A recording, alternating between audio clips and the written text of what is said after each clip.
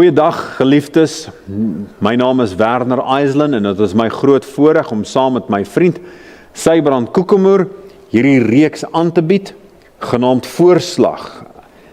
Ons het 'n gesondheidsreeks en die woord voorslag herinner u aan al die elemente waarvan ons gepraat het.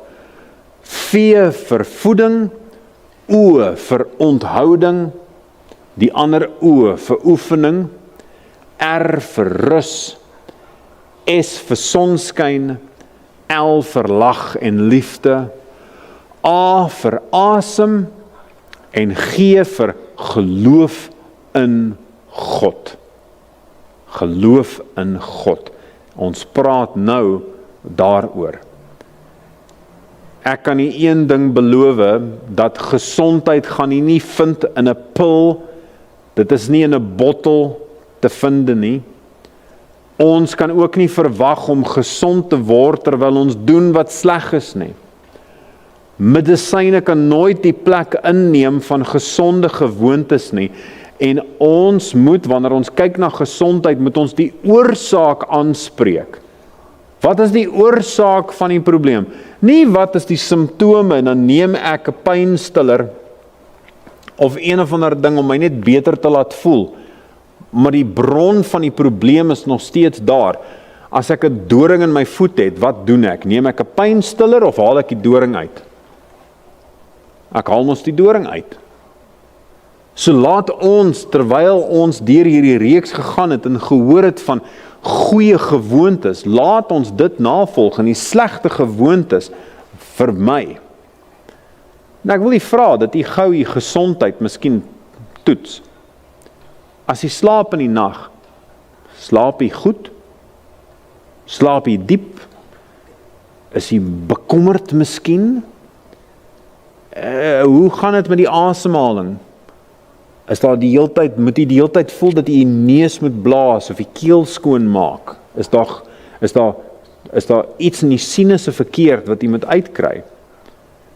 Ruik jy liggaam sleg? Dit sê daar is goeters wat moet uitkom. Is die polsslag? Jy kan die polsslag meet. As jy nou besig is om rustig te sit op die bank, jy kan die polsslag meet hier onder die kakebeen, of andersins net hier aan die bokant van die pols agter die duim. Dan kan jy voel wat is die polsslag.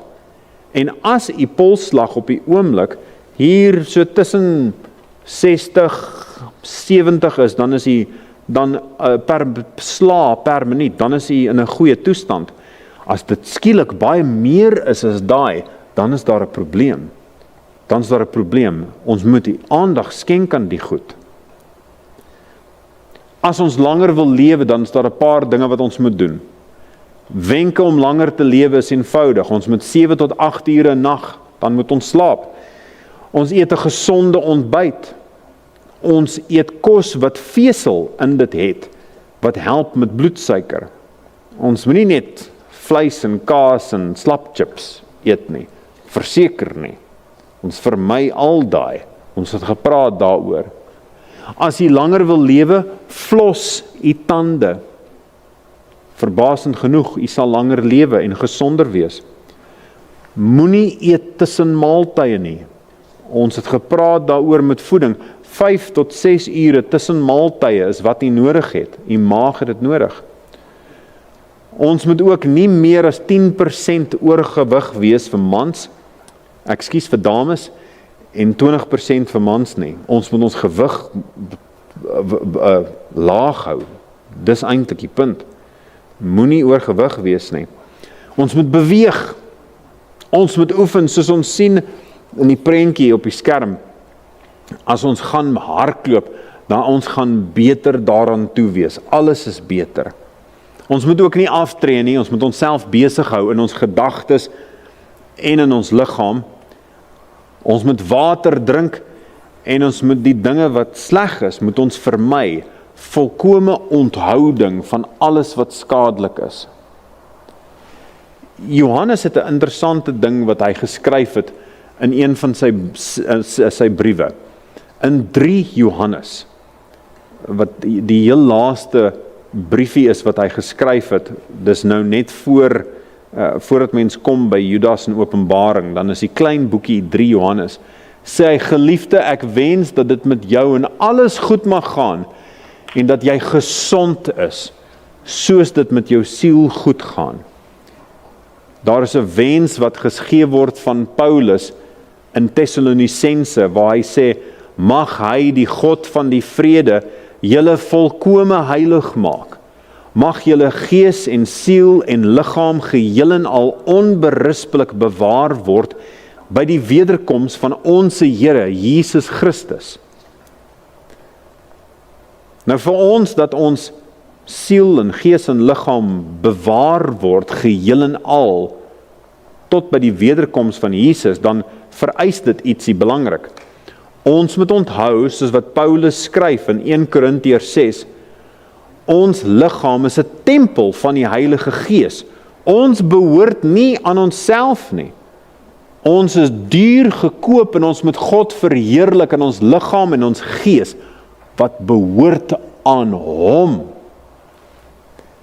1 Korintiërs 10 vers 13 sê dit so duidelik, of julle dan eet, of drink, of enigiets doen, doen alles tot verheerliking van God.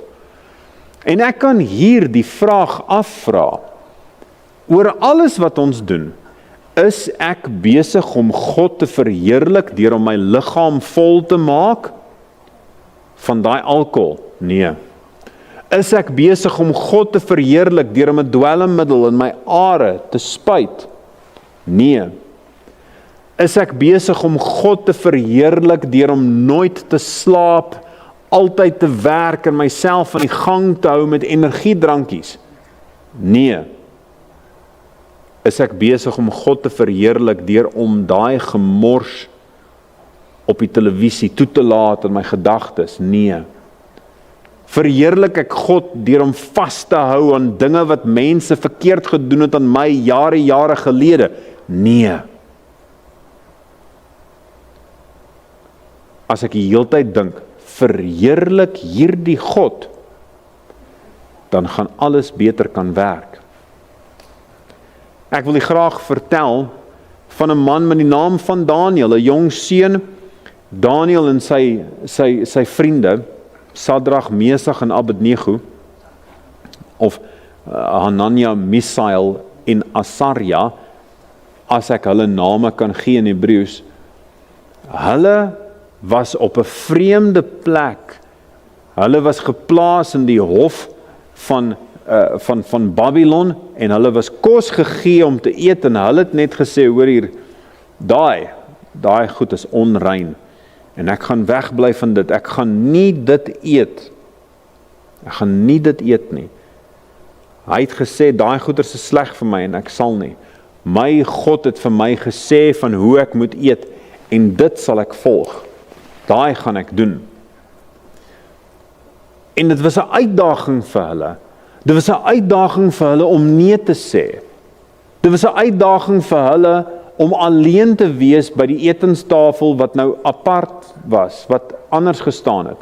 Die res van die ouens was besig om in te klim in hierdie kossoorte, varkvleis en oesters en sulke dinge, sê nou maar.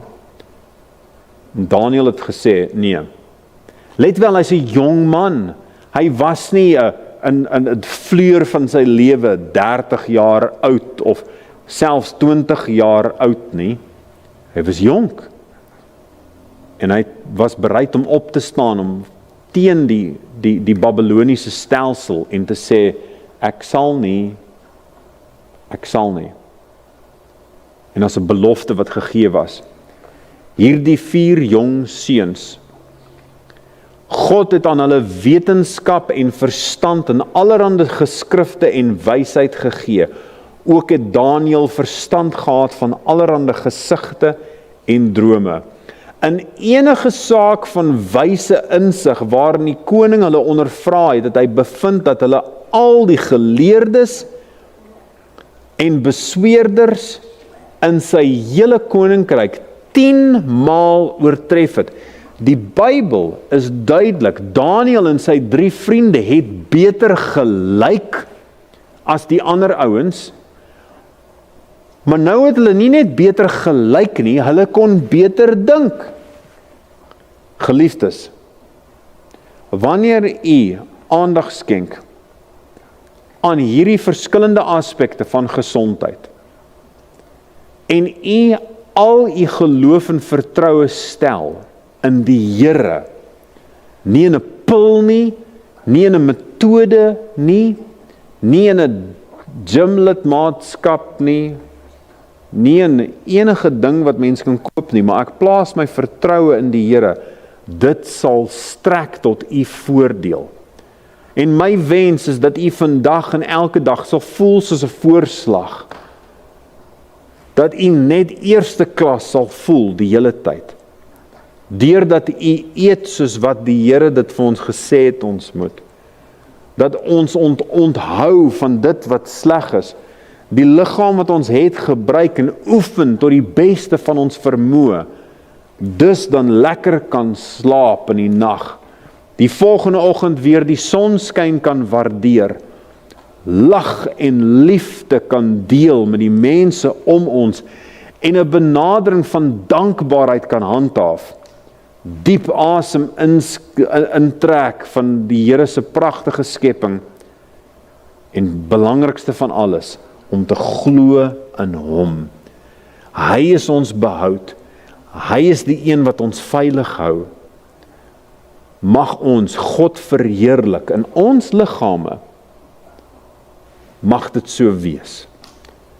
Kom ons bid saam. Liewe Here, dankie vir hierdie reeks, hierdie tyd wat ons saam kon deurgebring het. Dankie dat ons kan sien dat hierdie verskillende aspekte van gesondheid is nie net 'n idee nie.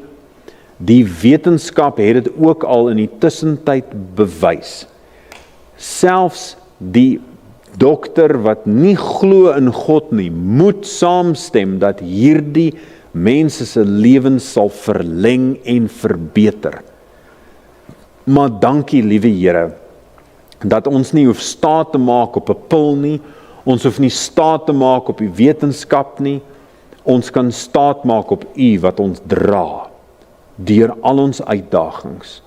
Mag ons elkeen, liewe Heer, die goeie keuses maak wat ons gesondheid betref. Mag ons U verheerlik in wat ons ook al mag eet of drink, of dink of doen. Mag U altyd verheerlik word daardeur. Mag U seën rus, liewe Heer, op U kinders wat hierdie gekyk het. En help hulle, liewe Heer, soos hulle die nodige keuses maak, die slegte gewoontes beëindig, die goeie gewoontes begin en deurvoer, dat hulle kan voel soos 'n voorslag. In Jesus naam, amen.